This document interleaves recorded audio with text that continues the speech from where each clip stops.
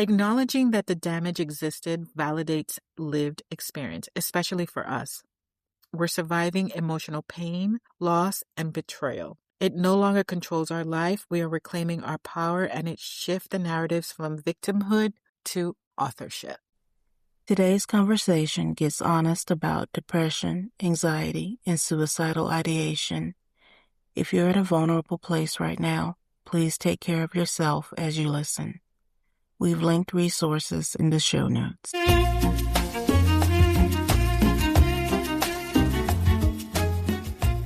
You're tired of the performance, the smiling, the masking, the holding it all together. You need a place to put it all down. I'm April, clinical researcher, author, and creative guide. And I'm Jackie, an entrepreneur, mother of 4, and a realist best friend. We bridge the gap between clinical science and spiritual intuition to help you navigate the messy middle.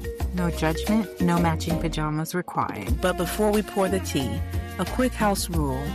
While we dig deep, this podcast is for educational support only. We aren't your therapists. We are the village you've been looking for. Welcome to the digital living room. This is We Should Be in Therapy. Now, April, when we were in therapy, we always had to do this check-in with our feelings and body sensations. How are you feeling today? But now in therapy, we had a piece of paper that gave us the answers. Yeah. And we don't have it. Yes, you do. You're right. In the other room, I should go get it. Yes. Okay, let me push pause. Okay, we got the feeling sheet. So I am feeling, they got a lot of feelings on here. This is the Hoffman When You're Serious About Change feeling sheet. They must have 100 feelings. And then they got the box of body sensations. They got body sensations like expanded. I'm always feeling expanded. Wooden. Like wood? Wooden. W-O-O-D-E-N? Yes, wooden. I was going to say something so silly. I think you should not say it. Okay. Spacious. Is that how you're feeling? You're feeling wooded, spacious, expanded? I am not feeling those things, but I noticed those words. Knotted. Let me ask you a question. Yes. Would you have used those words in therapy? I would not have used those words in therapy. Wouldn't have even noticed them in therapy. You didn't. It's the same therapy sheet. I never noticed those words before. I'm only noticing them right now. That means you're making progress. You think so? Yeah. Oh my God.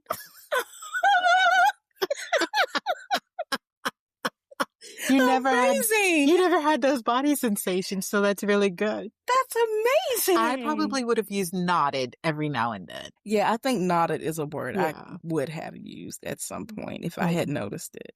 But for now, I am feeling... I don't think any of these words describe me. Actually, I am feeling a little bit stiff. I'm feeling a little bit stiff in my body. And I'm feeling appreciative. How about you, Jackie? I am feeling, let's see the feelings sheet. I like how they have this classified into like accepting, angry, annoyed, connected, disconnected, fragile, grateful. You know what? I'm feeling grateful. Mm-hmm. Okay. How about your body sensation? I'm sore. Moving right along. Let's check in about our holidays. Okay. So tell me how your trip went. How many times did you have to go to that guest room to reset? Well, actually, the trip went very well. We had a fabulous time in Georgia. I did use the guest room escape a few times, but that's just me. I like my quiet time. It wasn't because you were like pressured or felt overwhelmed. It's just because you wanted just your alone time. Yeah, I actually, my family's very low key. Nobody's pressuring anybody. Oh, that's nice. Yeah, real life Jamie was just like Zoom Jamie. Everything, was just fine. Did he have pants on? He had his pants on. Okay. Yeah, most of the time. Wow. That's good for you. Well, the funny thing is we say no matching pajamas on here, but we actually did get matching pajamas this year. Oh, with that's the nice. cat that's all tangled up and the Christmas lights on them. That's cute. Yeah, super cute. We tried to get a family picture with our real cats, but they were running around and not wanting to cooperate. So we did get a picture with them. It's just not all, cute and organized and, photogenic and everything. Well, you need to share that picture. You didn't share a picture with me. I shared a picture with you. Yeah, but yours was beautiful. Girl, please. Mine is a selfie. It's got like junk in the background. We didn't even make it to I wanted to get outside, put them in the stroller with their cute outfits on. And Cute. They're so adorable. Thank you. Yeah, because of course they have cute outfits too. Aww. Yeah, they weren't cooperating. But anyway, yeah, it was a good trip. We really needed that reset for both of us. We got to go out hiking. Did you? We did spend some time in nature. It was really nice. That's nice. Yeah. You didn't tell me that. Yeah, you didn't tell me about your trip. I'm going on a trip. I stayed Oh, home. well, about your friends visiting. Oh, and, yeah. Yeah, I'll all tell the you fun that. you had, all that kind of good stuff. I'll tell you that in a bit. How did Kwanzaa celebration go for Oh, you? Kwanzaa was gorgeous. It was just beautiful. We had a good turnout. Jamie's talk went really well. He had a good reception. Yeah, people really appreciated his message. So That's yeah. good. What did he talk about? He talked about healing intergenerational trauma. He talked about the role of the church in intergenerational trauma and how we can heal. So it was really good. Was it for church? Like it was pro-church or?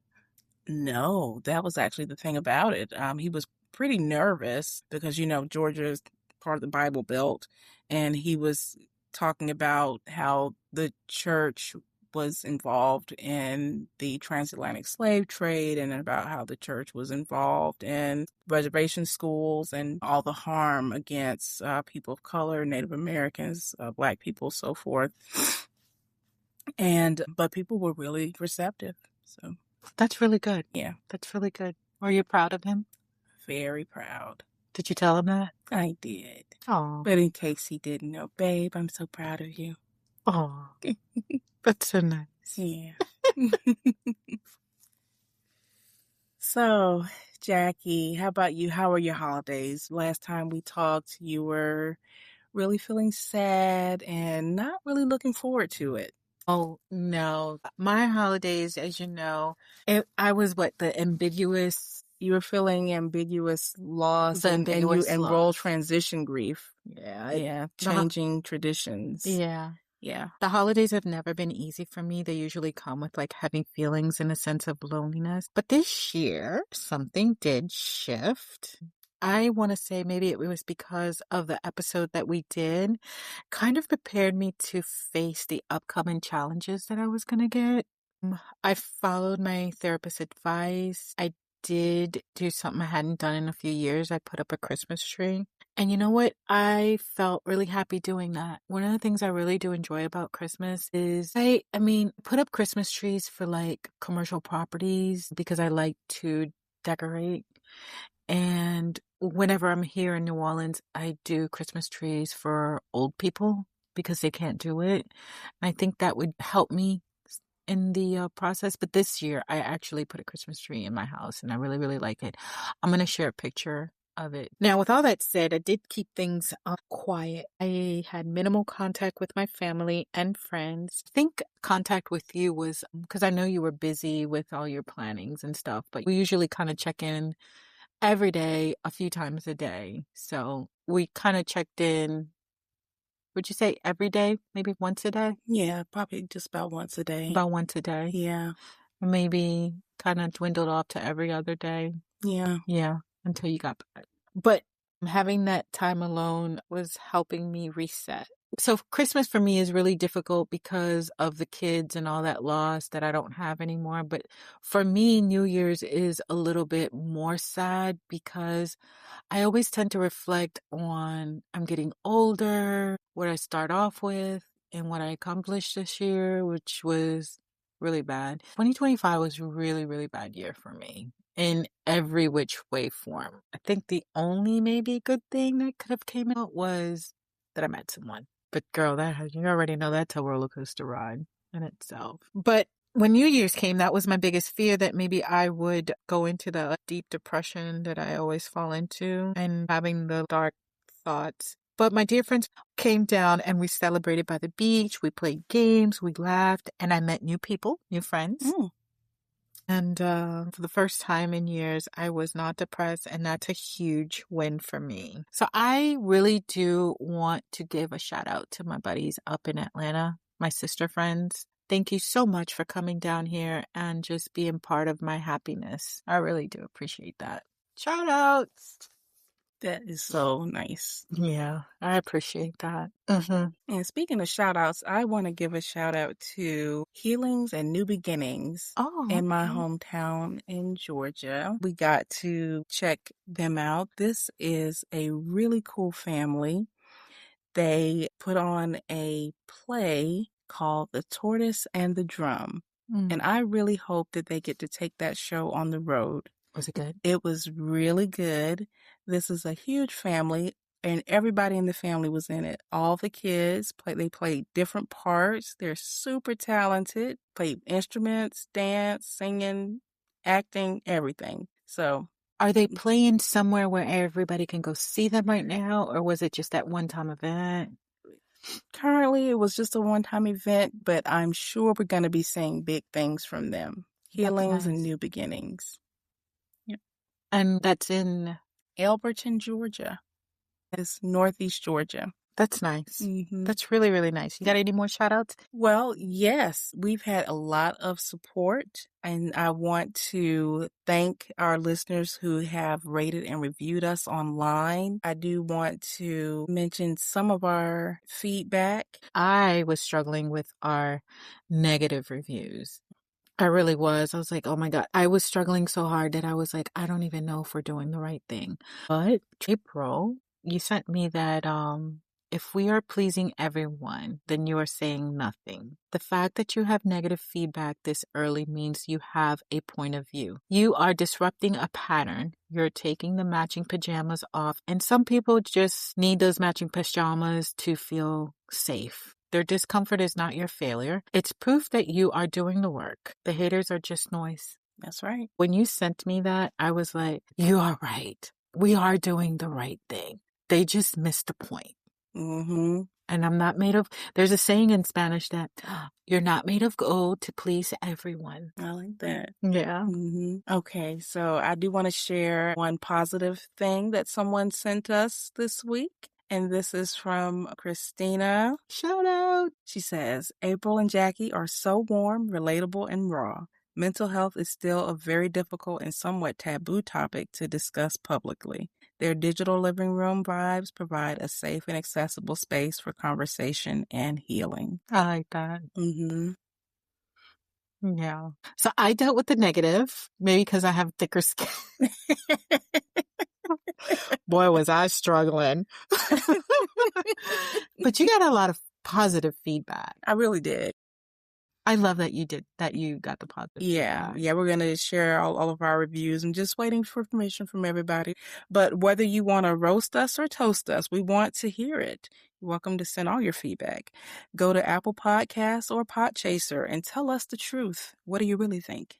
I want to share something about healing. For many people, healing means forgetting or pretending nothing happened. How many times have you thought this, or how many times did someone tell you it didn't happen? When we were in therapy and we were discussing about certain traumas that happened in our life, I remember a lot of women saying when they would talk to a parent or a family member, a lot of women would say that their family would say that, oh, that didn't happen. Oh, that's not true. It didn't happen that way. And it really caused confusion to most of them because they in turn started to believe that it didn't happen, right? Until they started pushing it down. But in therapy, they're like, it did happen, you know. Do you remember that? Yeah, definitely. Yeah. Acknowledging that the damage existed validates lived experience, especially for us. We're surviving emotional pain, loss, and betrayal. It no longer controls our life. We are reclaiming our power, and it shifts the narratives from victimhood to authorship. I absolutely love that. Love it. Say it. Victimhood to authorship. Victimhood to authorship. You can control this. It no longer controls my life or your life. This offers relief. You've earned your wisdom. As we go through therapy, trauma, everything that you go through in life, remember that you're not a victim of it. You're the author, and you can actually control this. So I would ask myself, how did I get here? And I would always tell myself, is it ever going to end? I'm tired. The masking is too heavy and weighs too much. At some point in my life, I looked in the mirror, and what I saw, I did not recognize at all. So I started therapy, even though in my head, therapy was for the weak and I'm strong. What would my parents think? What will my daughters think? I began to question patterns that felt normal. I stayed long enough to understand the pain instead of running from it. I learned the difference between love and attachment, and I learned to set boundaries even when they hurt. When you get to this side, you realize you didn't bypass the work, you walked through it. You allowed grief to teach instead of define you. This is a side where I'm choosing growth over familiarity. It's a working process, and we don't do it alone. We simply can't. We find support, we find therapy, we find group therapy, friends that are going through it, and friends that are willing to hold your hand and walk with you. So here we are, two peds in a pod. And if you're listening and you're tired of masking, looking in the mirror, and not recognizing the person, it's okay. Send us a message of what's bothering you, and we can hold your hand. If you need somebody to listen or just to cry, this is what it's all about. I could not have done this alone, and jumping that puddle feels so much better than not. I remember it was midnight and an anxiety attack. Didn't know who to call. The walls were caving in. And yes, I was yet again triggered with the thought that suicide was an option for me. But I called a friend, and she gently talked me off the ledge, and here we are. Again, we're not licensed therapists. We are trauma survivors that found a great group and great support. What small thing helped you through the holidays? Share your thoughts with us. If you're struggling with feeling isolated in your healing journey, here's why. You were never meant to do this alone. If that sounds familiar, listen closely. We are about to open up the toolkit later in this episode. But you don't have to memorize everything we say while you're driving or doing laundry. If you want these tools in your back pocket, they're just waiting for you in our digital living room. Stop guessing. We've put the proven system for finding your rhythm into a guide you can keep. Go to weshouldbeinTherapy.com to get your free toolkit today. We've saved a seat for you, so come sit with us. Now back to the show. All right, shifting gears. Friendships are supposed to be forever, right? Right. But what happens when they're not? Today, we're going to talk about something deeply personal, the pain of letting go. Is it easy for you to let go? I'm going to give that a resounding no. For me, I ruminate so much, and it just eats me alive. I feel like I'm the one doing the eating. Yeah, you deal with pain with eating. Like emotions. I definitely eat my emotions, as the scale can testify. Yeah.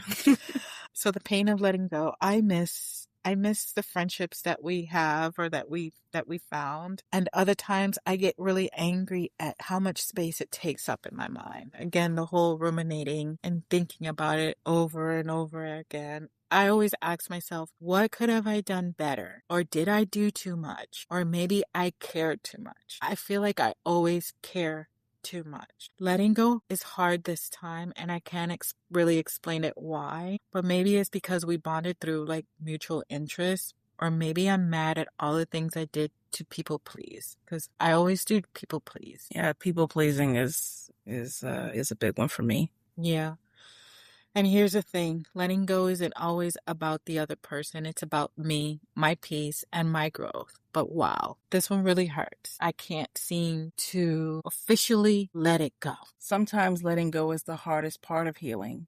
but it's also the most necessary. It's true. It is necessary. April, have you ever lost a friendship that meant the world to you? Oh my gosh, I have lost so many friendships. Now, sometimes, you move away and you kind of drift apart, but you come back in town, you reconnect, and it's great. But other times, you never really do. And, that's really tough. How did you cope?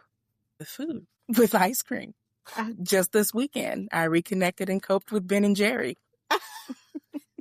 You lost Ben and you lost Jerry, but you reconnected. So that's how you cope. That's good. That's good. That's good. Yeah. I like what you said. I know for myself, I have certain friends that I've known forever. From high school. I follow them on social media and I do keep up with them on those platforms. And I'm so happy to see them happy, but I never really talk to them. But I know that if I were to reach out or they were to reach out, it would be as time has never passed. Right. It's that connection that we had, especially with my high school friends. Mm-hmm. That we go from high school to early adulthood, and did all the crazy stuff. It's such a beautiful memory that even though time has passed, when we connect, it's like we really genuinely reconnect. Mm-hmm. Time has not passed. And I've never stopped thinking about all the good things that we've been through. Yeah. Those friendships those are the good ones. Yeah, I got a huge smile on my face right now. I got all the warm and fuzzy feelings thinking about my friends. Yep. Same thing. Mm-hmm. Yep. I think what I'm struggling with is that I connected on a deeper level on such intimate moments from my life, sharing intimate moments. And granted, I was the one that didn't share a lot. Right. But what I shared intimately. And I just feel, can I say betrayed? Yeah, I think that's the right word. I can't let that go. Because after sharing those intimate moments, I became the people pleaser because now you're that special person that knows a little bit more about me than my average friend. It's like a bad breakup. It's like is. You've been intimate with this person. They know everything about you. Even if they don't know everything about you, they know enough about you to where they can kind of like take the knife and twist it and pour salt on it. And it happened. Yeah. It happened. Yeah. That was actually the straw that broke the camel's back. Yeah. But I'm still struggling with it. And I think it's that people pleaser in me and trying to let go. Right. But I'm learning. Yeah. All right. So when we let go of what's weighing us down, we make space for what's meant for us. So let's talk about setting intentions for the year ahead. Goals that focus on healing, self-love, and building the relationships that truly matter. That's so true, April, because, as I'm going through the process of letting go, I'm also gaining strength, thinking more for myself. It's a working process. Healing doesn't always look loud or dramatic. Sometimes it's quiet. Sometimes it's choosing rest over people-pleasing, boundaries over burnout, and honesty over pretending you're okay. That's big. Yeah. Let go of rushing the process. Accept that healing isn't linear. Honor emotions without judging them. So, Jackie, what's one way you can be gentler with yourself this year? I need to allow grace for my own self. I feel like I'm very hard on myself, and I think that the pressure is big. And when I say that is because I have 4 daughters, and sometimes I feel like that right there is a huge pressure for me to be a certain way, to act a certain way, and to do certain things when all I want to do is clown around. So I think I'm going to embrace more the authentic me and not let being the perfect mom or being whatever it is, even though I'm far from perfect and they let me know that every day. Of course. Yes. But letting go of that and kind of focusing and shifting to loving myself and accepting myself for who I am. And how am I going to do that? Spending a little bit more time with myself. I love to get my nails done and my feet done and my eyelashes done, but I'm not really so consistent about it. And I think That's going to change. I'm going to be more consistent about it because I like those kind of things. I like feeling girly. I like doing those things. So I'm going to be consistent about it. One of my major goals this year is taking care of my body, whether it's losing weight or whether it's just eating healthier, just really taking care of my body. I am reaching this age where all of the bad stuff that I did in my 20s and my 30s and my 40s is kind of catching up with me. And so I'm still at an age that I can kind of reverse that, and I should be reversing that. So that's how I'm going to self-love. I'm going to think about myself a little more before others because, reality is that my kids are all grown. They're all very independent, and I love that for them. So now it's my time, right? It's my time to just be back who I want to be and really start loving myself. Something that I've never really truly done for a very long time. Probably before I had my first kid. And I had my first kid when I was 21. Wow. So it's been a very long time. So that's how I'm going to do my self-love. Self-love isn't selfish. It's necessary, right? For me, that looks like choosing myself without guilt, trusting my intuition, and releasing the need to over-explain. Here's some ways that you can do this. Speak to yourself with kindness. Stop shrinking to keep others comfortable. Celebrate progress, not perfection. That's so important, April, because I have a habit of shrinking myself to make others comfortable. And I'm not going to do that anymore. I've definitely done that in the past, and I'm letting that go as well. Yeah.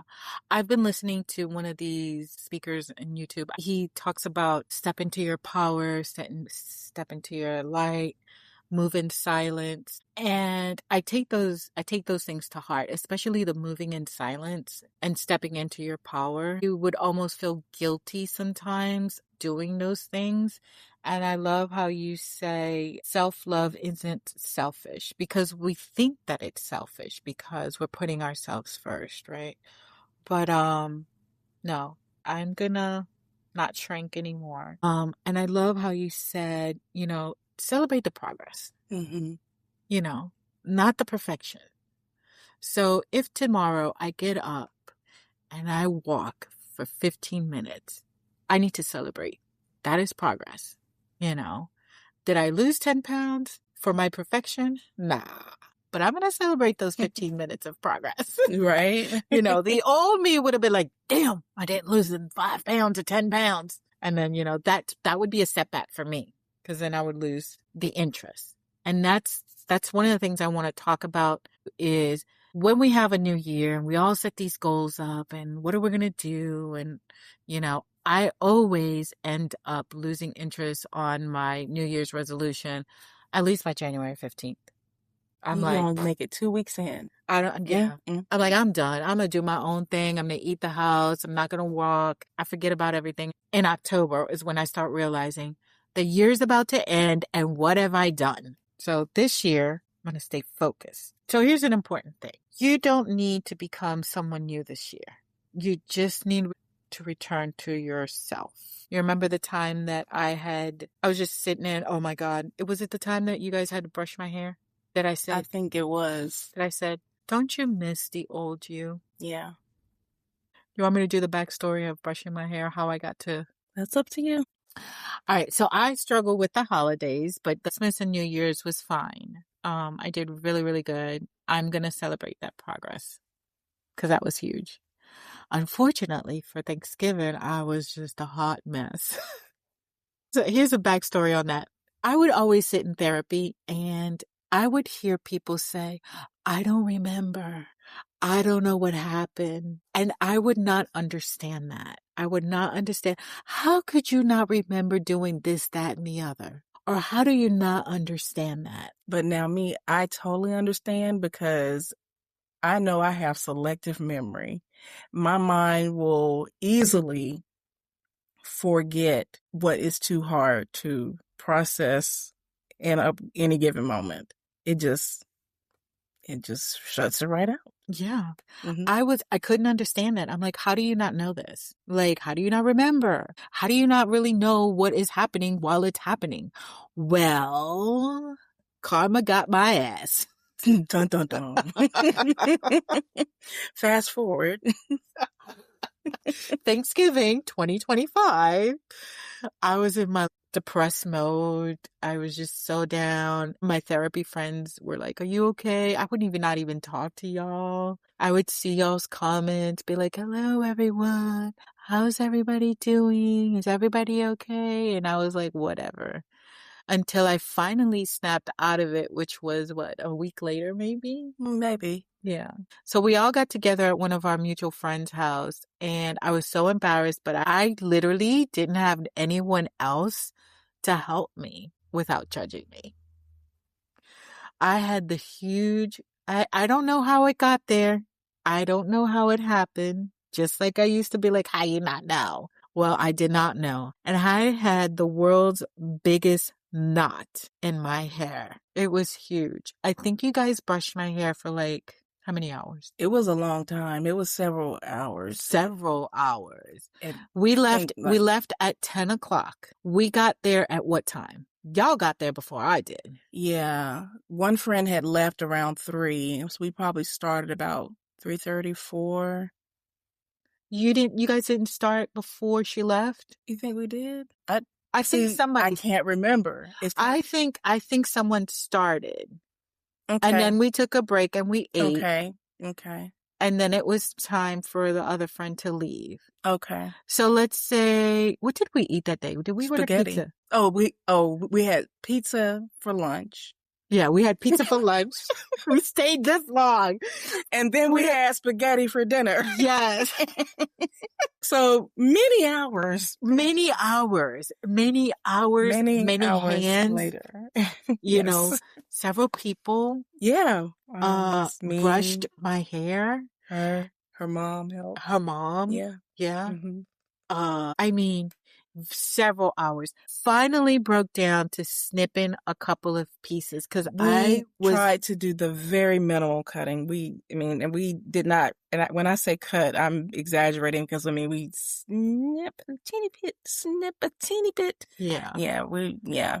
And just so for everybody to that are listening, my hair is long. Mm. I would say about mid back. Yeah. And whenever anyone would say, maybe you should cut it, I was like, I literally would start crying. Yeah. So we tried our very best to make it as minimally traumatizing as possible. Yeah. It was a very traumatic experience for It was her, very, so. but like the moral of the story is, I don't remember how it got there. I don't remember how long it took to get to that phase. And it happens because you're so into the depression that you don't realize the harm that you're doing to yourself, right? Until finally you find some kind of light or some kind of way. I remember getting on the plane and having to wear a hat, because it was just ridiculous. It was just ridiculous. But, the good thing about it is that I found people that were willing to hold my hand and walk me through it. So that's so important. You can't do this alone. You really can't. You need a support system to do that. So looking forward, I have been on top of my hair, making sure my depression doesn't hit my hair. Because my hair to me is kind of like Your crown. my womanhood. Yeah. Mhm. Like, I like that. My crown. So anyway, relationships that truly matter, transitioning our goals to the new year. Not every connection is meant to come with us into the new year. Mm-hmm. And that's okay. We're shedding that skin like we talked about. Yeah. Mm-hmm. The relationships that matter are the ones that feel safe, mutual, and supportive. Mm-hmm. I guess you stuck with me. Oh, darn. Here's a couple of advice. Choose friendships that offer peace, not confusion. Keyword. Not confusion. Release relationships built on obligation. Do you have any of those? Not now. What? No. I think I let go. Well, I'm in the process of letting go. Yeah. I'm letting Mhm. go. Invest in people who show up consistently. Yes. That would be you for me. Mhm. I have a question for you. Okay. Who makes you feel seen, safe, and supported? You, dear. Do you really? I feel honored. Mm. And how can you lean into these connections this year? How can you lean into those connections this year? Yeah, I was just thinking about that, and I think this year I want to just be a lot more intentional about where I spend my time, how and where I share my gifts. Yeah, just want to be a lot more intentional about that. That's good. That's Yeah, how good. about you? Same. I really want to take this year and kind of focus in on myself, Mhm. continue my healing journey. I'm really excited but nervous about the EMDR. Mhm. Am I saying it right? EMDR? Mhm. Yeah. I'm just a little afraid that I'm going to get stuck in limbo between safely removing it and storing it. Mhm. Like, I don't want to relive it, but I know I have to like re-go into there to Mhm. kind of figure out that trauma. Mhm. But either way, I'm going to do it because I cannot continue to live this way. Mhm. So I'm going to choose myself a little bit more. I'm going to step in my power. I'm going to start finding that person that I once was, and take care of myself and take care of those around me that really truly matter. Like we're talking about invest in people who show up consistently. Mhm. That's 100% for sure. But hear this, release relationships built on obligations. I feel like my whole life I've had relationships because it was an obligation to have a relationship with them. Mhm. And so that came into the people pleasing of them, me being upset, about a lot of things because I allow myself to, oh, well, let me help you do this and people please. And it's because it's my obligation. Well, it's not my obligation anymore. Right. It's the consistency that I should be focused on. And I have a couple of people in my life, including you, that have shown me consistency, even in the short amount of time that we know each other. And I say short because it's not like a years and years and years of friendship.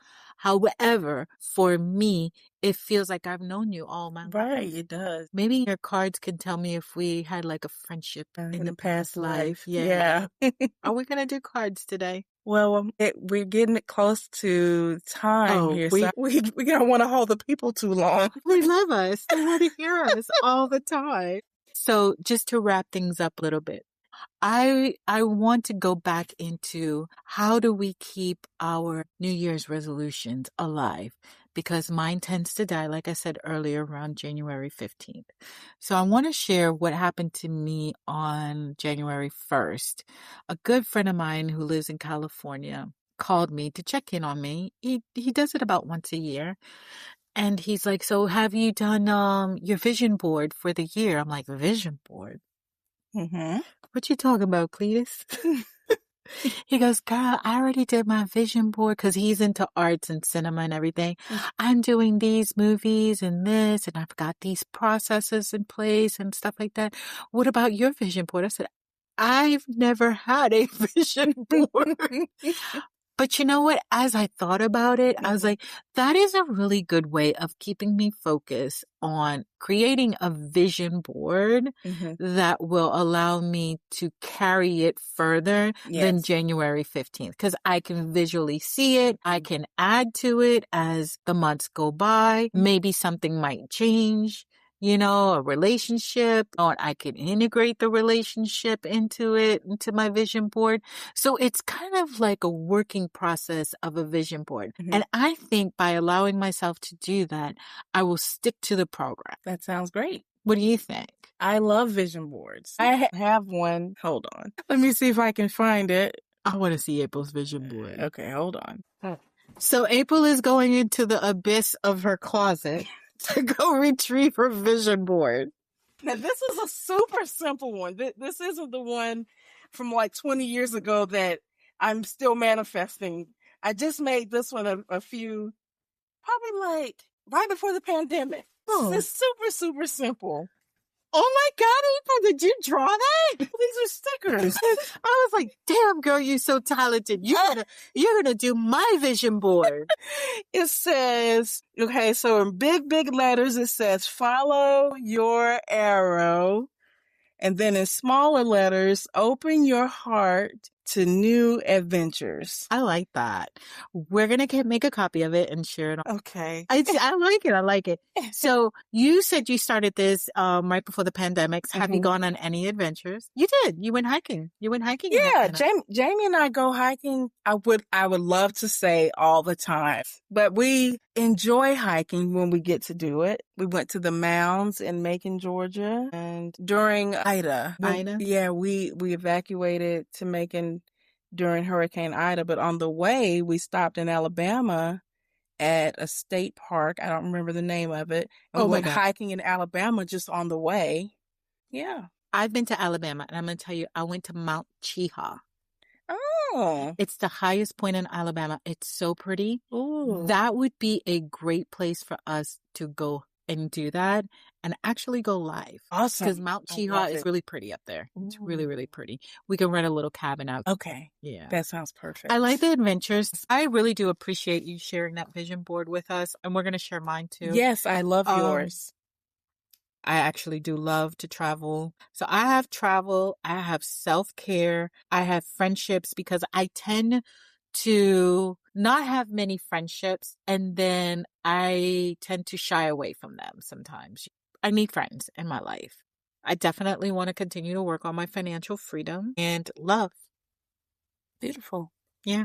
I want to be in love. We hope you found a little bit of rest here today. If this episode helped you carry the load a little lighter, please leave us a review on Apple Podcasts or Spotify. Here's what nobody tells you about reviews. They aren't for our ego. They are lighthouses. They signal to the algorithms and, more importantly, to other people wandering in the dark that this is a safe place to land. So help us build the lighthouse. We appreciate you. I'm April. And I'm Jackie. And we should be in therapy.